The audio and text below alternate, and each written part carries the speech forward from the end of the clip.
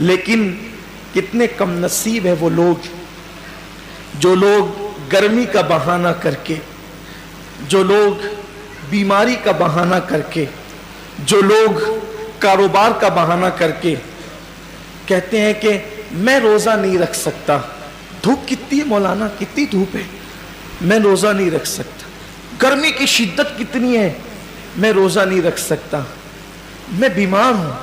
کیا بیماری ہے؟ بخار آ گیا۔ کیا بیماری ہے؟ پیٹ میں درد ہوتا، بھوکا رہتا۔ کیا مسئلہ ہے؟ گٹکے کے بغیر زندہ نہیں رہ سکتا۔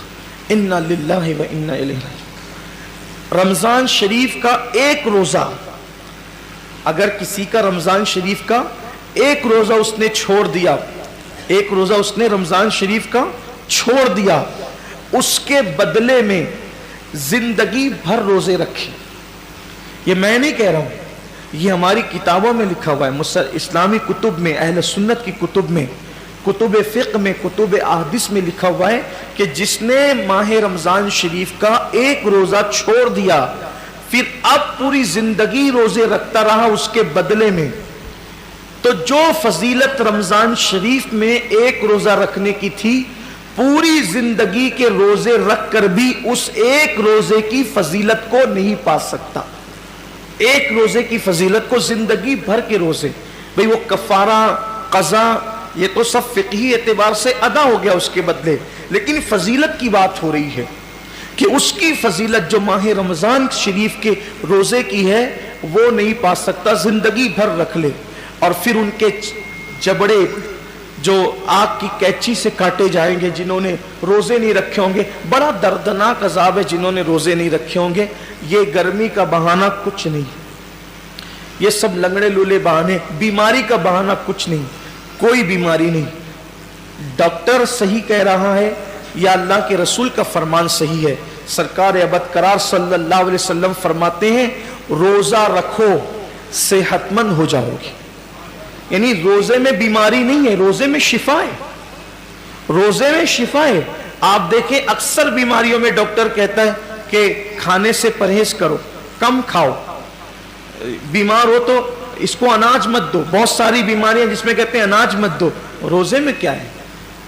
بھوکا ہی تو رکھا جا رہا ہے، پیاسا ہی تو بھوکا اور پیاسا رہنے سے کوئی مرتا نہیں، بیماری بڑھتی نہیں بلکہ بیماری کنٹرول ہوتی ہے۔ بلکہ اللہ عز و جل نے انسان کے جسم میں ایسی چیزیں پیدا کی ہے کہ جب وہ بھوکا رہتا ہے، صرف بھوکا رہتا ہے، تو بھوک کے وقت وہ کچھ مخصوص مادے نکلتے ہیں جو انسان کی صحت کے لیے بے پناہ مفید ہے، اور اس سے کوئی بیماری نہیں۔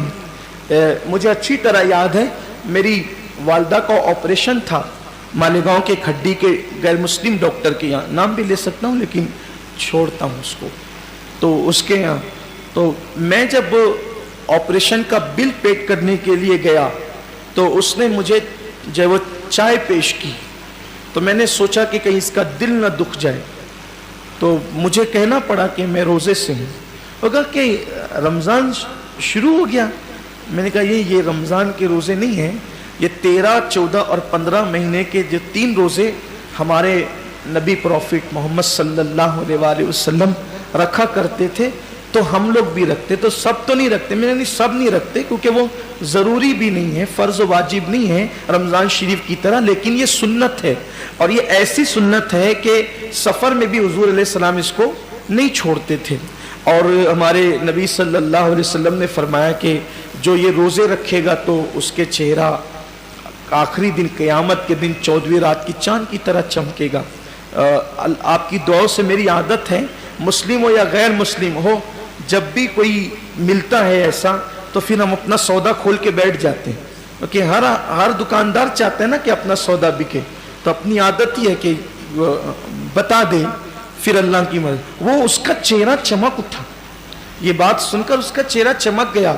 اس نے کہا مولانا صاحب یہ تو آپ کا مذہبی معاملہ ہے، لیکن یہ سائنس کہتی ہے کہ اگر مہینے میں 3 دن اس طرح سے اگر کوئی بھوکا رہے گا تو اس کا پیٹ واش ہو جائے گا، دھل جائے گا، صاف ہو جائے گا، اور پھر وہ کئی بیماریوں سے بچ جائے گا۔